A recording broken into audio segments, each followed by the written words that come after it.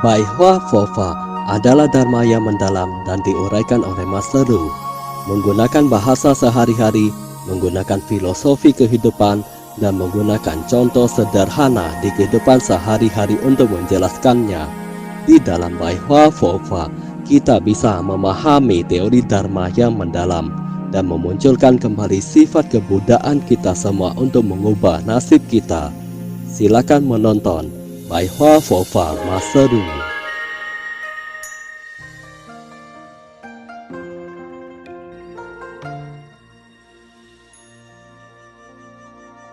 Bai Hua Fofa Huang Gong Jiang Zuo episode 6. Proses pembinaan diri adalah taat, sila, dan murni. Hidup di dunia ini pasti akan ada banyak permasalahan dan kegagalan. Reaksi umum manusia biasa adalah mengeluh dan menyalahkan orang lain. Namun setelah belajar Dharma, kita baru akan memahami bahwa belenggu yang menjebak tubuh dan pikiran kita adalah jebakan yang kita pasang sendiri. Setiap dari kita di dalam diri kita menanam sebuah bibit di dalam jebakan yang kita pasang itu, dan secara sepihak merasakan kesedihan. Jadi, ajaran Dharma memberikan kita pemahaman bahwa seseorang harus belajar untuk berubah, harus memahami ketidakkekalan, mengubah energi negatif ini untuk mencegah melukai jiwa dan hati nurani diri sendiri. Orang-orang selalu berkata bahwa orang lainlah yang telah menyakiti dia, padahal dia sendiri yang menyakiti dirinya sendiri. Setiap hari dia berteriak ingin balas dendam. Sayangnya, penderitaan yang ia rasakan tidak berkurang sedikit pun. Dosa dan karma, bukan karena Anda ingin balas dendam dan membuat semua itu berkurang. Seseorang harus belajar untuk merasa bersalah. Apapun yang terjadi, semuanya berhubungan dengan mentalitas dan pikiran kita. Semua itu tidak dapat dipisahkan. Seseorang yang tulus dan terbuka, ia bisa membungkuk dan menghormati terhadap dirinya sendiri.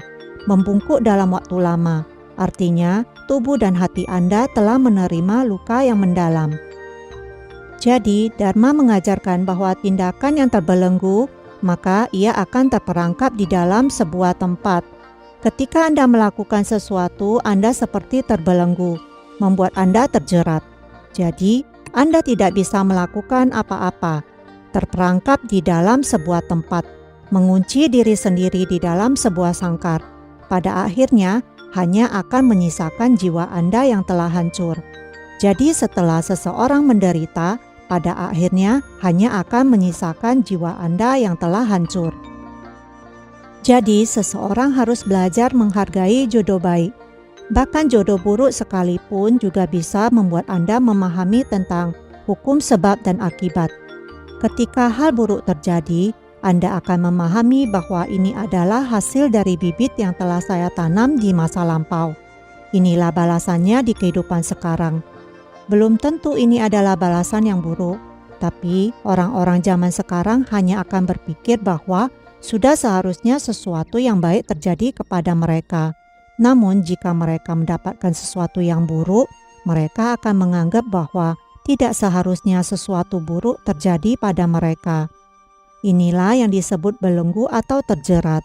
Jadi ketika sesuatu terjadi, maka ia akan sangat menderita karena tidak dapat melewatinya. Sebenarnya, setelah kita memahami tentang hukum sebab akibat, kita akan menyadari bahwa saat ini dan masa depan hanyalah sebuah titik penghubung.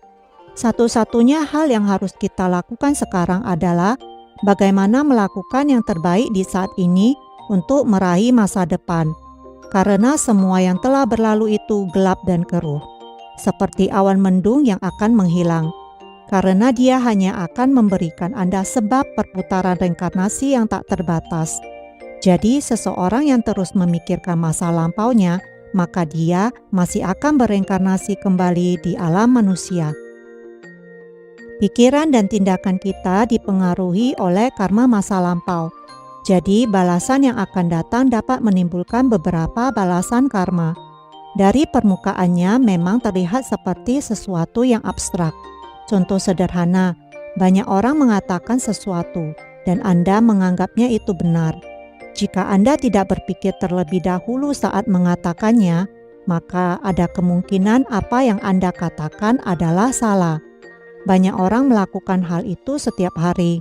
Tapi, jika Anda tidak berpikir dan hanya melakukannya saja, maka ada kemungkinan apa yang Anda lakukan adalah salah. Jangan hanya berdasarkan pengamatan Anda sendiri, tapi Anda harus menjadikan hukum sebab akibat sebagai landasan untuk melihat kehidupan kita sehari-hari. Jadi, seseorang yang memiliki kebijaksanaan akan takut dengan sebab akibat, sedangkan seseorang yang tidak memiliki kebijaksanaan akan mengikut arus sebab akibat. Ketika sebab akibat itu datang, dia akan melihat seluruh malapetaka yang ada di dunia. Dia akan mulai berpikiran yang tidak sesuai aturan dan tidak sesuai dengan pemikiran masyarakat zaman sekarang, membuat jiwanya terjerat oleh belenggu, dan hati nurani sejati Anda tidak mendapatkan perenggangan dan pelepasan dari belenggu tersebut. Jadi, seseorang harus paham tentang hukum sebab akibat. Tubuh raga adalah penjara bagi kita, karena raga ini membutuhkan makanan, kebutuhan, dan keinginan. Anda mulai menggunakan 5 indera untuk mengejar dan memilikinya. Namun Buddha pernah berkata bahwa segala sesuatu bersifat tidak kekal di dunia ini, tidak ada yang abadi. Jika mengira bahwa saya memiliki semuanya, maka ia akan terjerat. Seseorang yang jiwanya telah terjerat, maka ia tidak akan mendapatkan hati dalam yang terbebaskan sepenuhnya. Buddha dan Bodhisattva menyadarkan kita untuk menghadapi realitas kehidupan ini, berusaha dengan sepenuh hati dalam mencari kebenaran, mencari dengan penuh semangat pembebasan jiwa yang mendalam. Pertama, Anda harus mengubah diri sendiri. Seorang praktisi Buddhis harus sering menjaga perkataannya. Chin di sini bukan berarti bersih, tapi menjaga perkataannya. Karena ketika seseorang mulai berbicara, maka semua itu adalah karma. Perkataan yang telah diucapkan sama seperti guyuran air yang tidak bisa ditarik kembali. Jadi, seseorang yang berbicara dengan cepat, maka energi chi-nya bergejolak dengan sangat hebat. Ketika dia berbicara dan energi chi-nya bergejolak, pikirannya mulai tidak stabil dan tidak seimbang, membuat pikirannya melekat pada diri sendiri dan menjauhi sikap pasrah dengan diri sendiri pada ketiadaakuan. Ketika mendengarkan perkataan orang lain, Anda dapat mempelajari banyak cara untuk menenangkan pikiran. Sedangkan ketika Anda banyak berbicara, pikiran Anda akan tergerak dan membuat pikiran menjadi tidak terarah. Banyak orang yang tidak dapat mengendalikan pikirannya. Jika pikiran bergejolak, maka energi chi juga ikut bergejolak. Jika pikiran tidak bergejolak, maka energi chi tidak akan bergejolak. Banyak orang yang marah-marah karena disebabkan dari pikiran mereka sendiri, berasal dari energi chi yang bergejolak. Akhirnya membuat dia marah dan mulai berkata sembarangan. Jadi, seseorang harus menjaga perkataannya. Karena itu sangat penting, tetapi menjaga pikiran Anda jauh lebih penting. Dengan begitu pikiran Anda tidak akan bergejolak dan cahaya di dalam diri Anda akan muncul. Apakah kalian tahu apa yang dimaksud dengan sebuah titik terang di dalam diri Anda? Artinya, kebaikan hati dan welas asih. Perhatikan orang-orang yang tidak banyak bicara. Semua orang menyukainya. Jika dia banyak bicara, maka dia akan rebutan bicara sepanjang hari. Ketika orang lain melihat perilakunya, lama-kelamaan mereka akan mulai kesal terhadap sikapnya. Jadi seseorang harus belajar bagaimana melindungi dirinya sendiri. Apa yang dimaksud dengan melindungi diri sendiri? Artinya, seseorang harus bisa melihat kesalahan di dalam dirinya. Apakah sikap dan perilaku saya hari ini mirip dengan busa? Seseorang harus dapat melihat kesalahan yang pernah dilakukannya, mengubah dirinya saat ini, membersihkan masa depan untuk dirinya.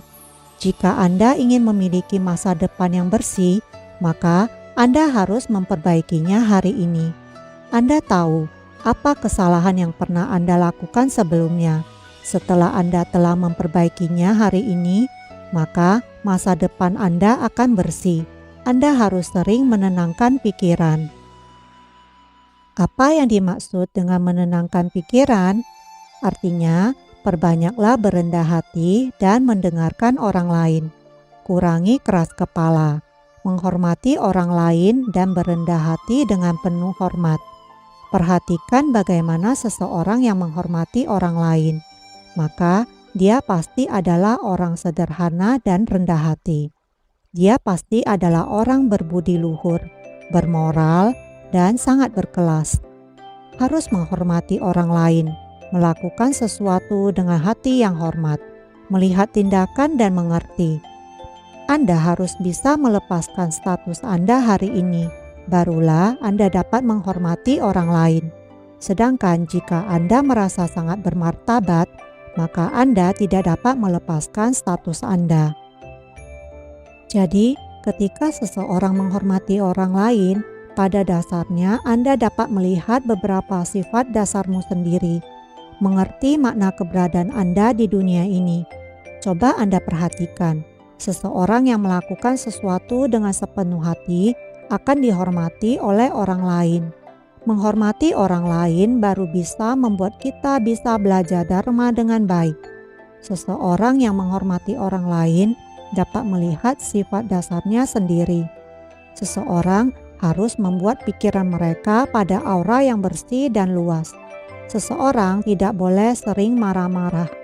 Jika menaruh pikiran mereka pada aura yang bersih dan luas, inilah yang disebut membina diri. Jika kalian sering menaruh pikiran pada aura yang tidak bersih, maka kalian akan mudah marah. Sefu berikan contoh. Hari ini ada seseorang berkata kepada Anda, namun Anda merasa dia sedang menyindir Anda. Itu berarti Anda telah menaruh pikiran Anda pada aura yang tidak bersih.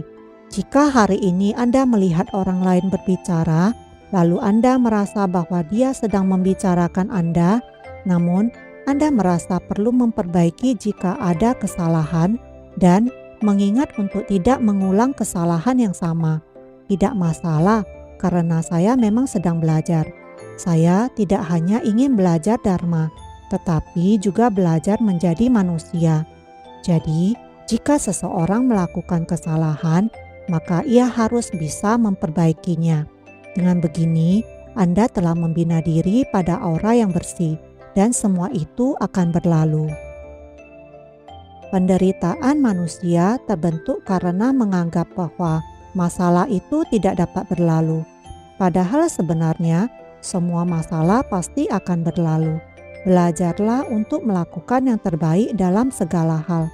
Jika seseorang menghadapi banyak masalah di dalam kehidupan ini, selama Anda melakukannya dengan sepenuh hati, artinya Anda tidak mengecewakan Pusa. Pusa dapat melihat segalanya. Lakukan yang terbaik dalam segala hal. Kita tidak boleh memiliki niat. Kita seharusnya tidak memiliki niat. Niat seperti apa? Semua adalah niat buruk. Iri hati, keserakahan, kebencian, ketidaktahuan, kesombongan. Jadi, kita tidak boleh memiliki niat. Jangan membiarkan hati Anda tergantung dengan segala sesuatu di dunia ini. Jangan membiarkan hati Anda tergantung di dalam. Juga, jangan membiarkan hati Anda tergantung dengan segala sesuatu di dunia ini. Jadi, jangan membiarkan hati Anda tergantung. Jangan memberikan dia sebuah tempat untuk digantung. Karena pikiran Anda bisa menganggap ketenaran dan keuntungan duniawi sebagai suatu hal yang utama, membuat Anda sulit untuk melepaskannya. Jadi, dengan menggunakan konsep Dharma untuk membina diri. Apa itu konsep Dharma? Dengan menggunakan rasa sukacita, bersyukur, dan kesetaraan hati, barulah Anda dapat melepaskan semua jodoh, disiplin menaati sila, membantu diri sendiri. Ketika Anda kehilangan kendali akan diri sendiri, menjaga tindakan, ucapan, dan pikiran tetap bersih. Apa yang dimaksud dengan kalimat ini?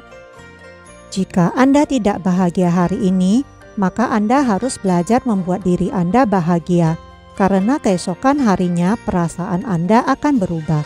Jika Anda tidak memiliki rasa syukur hari ini, maka belajarlah untuk mengeluarkan rasa syukur.